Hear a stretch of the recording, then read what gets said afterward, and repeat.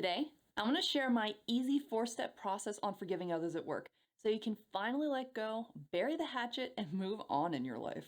Hi,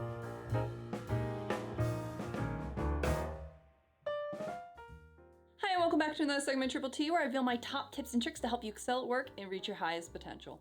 I'm Allie, and today I'm going to share my easy 4-step process on work forgiveness.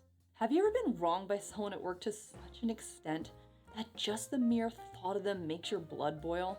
And yet, despite all that pent-up frustration and anger, you have to show up to work and interact with this person as if nothing happened? I know I have, and it's never an easy situation to deal with.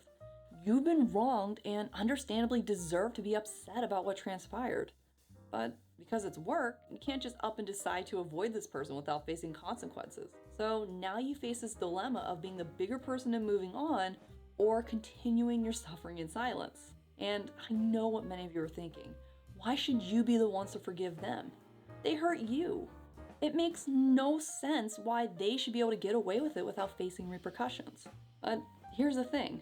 Forgiveness isn't about letting the person off the hook or excusing them for what they've done. In fact, it's not about the other person at all. Forgiveness is about helping you let go and move on. It's about relinquishing those pent-up negative emotions and relieving any stress you have about the situation. And despite what you might think, forgiveness is essential for work. People who choose forgive are less stressed, more satisfied with their jobs, and more productive as a result. The problem is that forgiveness is a process that requires both patience and time. So to help you work through this process, I'm gonna reveal my easy 4-step process for forgiving people at work. This is a process I personally use, and let me tell you, it does wonders with helping me let go and move on. Before I reveal this process, I'm curious to know, have you ever been wronged at work?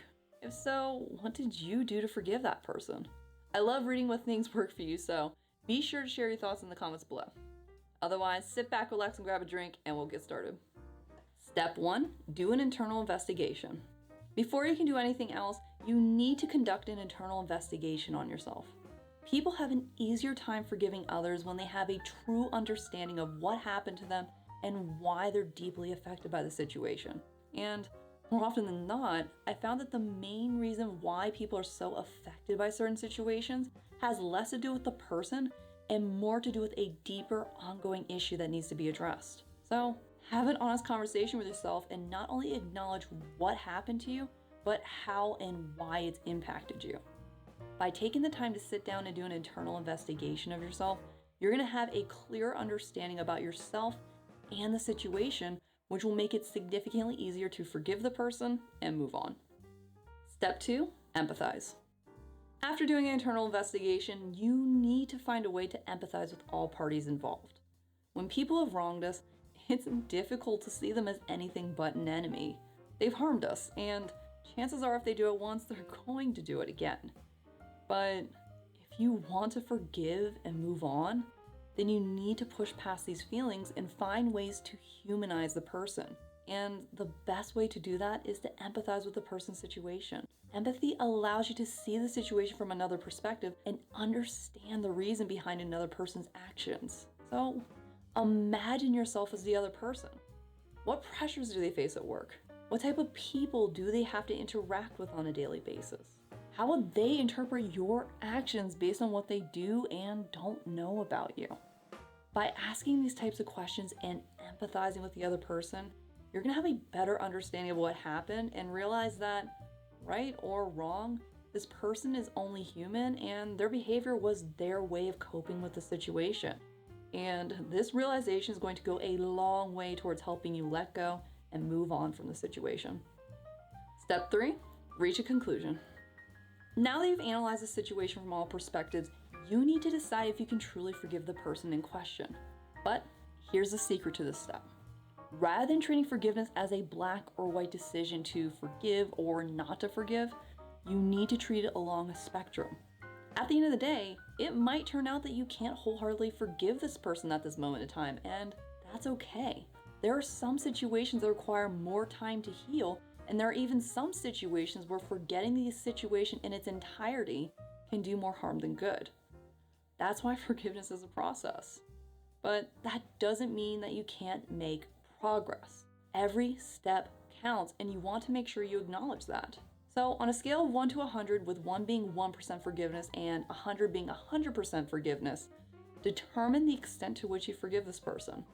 And once you have this number in mind, accept that this is how much you can forgive them at this moment in time and let it go. Trust that this number will improve over time. And then make sure you revisit this question later on so you can witness for yourself that you're gradually forgiving the person over time. Step 4, empower. So this is the icing on the cake here. If you truly want to conquer this situation and move on, then you need to find a way to empower yourself. And you can do that by transforming this awful situation into a future victory. Now, I know what some of you are thinking. What can you learn from a situation when you were wronged? How can you grow from it when you didn't do anything at all? But here's the thing. If you did your research, if you did all the steps I listed previously, then you'll see that there are different ways you can use this to your advantage in the future. You can use it as an example of what not to do when you're in the situation again, especially if you're in the other role next time around. You can treat it as a cautionary tale to help others navigate the workplace. There's always something you can get out of the situation regardless if it's good or bad. You just need to do a little bit of digging and be creative. And once you do that, once you add your own positive spin to the situation, you're going to truly be able to move on and let go of any negative emotions you have, and maybe, just maybe, even be thankful for the experience. And there you have it, my easy 4-step process on work forgiveness. Follow these steps exactly as I described, and you'll be able to effectively release any emotional ties you have to a person or situation. I found that people who find it difficult to forgive others also have a hard time bouncing back from tough situations at work. If this is something you relate to, then I strongly suggest you watch this video next, where I reveal my top tips for developing resilience. And before you click away, if you enjoyed this video, then make sure to like, subscribe, and hit that notification bell right there. It helps me get my videos out there and lets you know when I release new content. Otherwise, it's been fun having you today. Until we drink again, take it easy. Bye. This is a blueberry ice cube mochi. I want to say it's blueberry or grape. Either way, it's going to be amazing. So it's kind of a mix between agar-agar jelly and pineapple cake filling almost. Really good. Anyways, take it easy, everyone.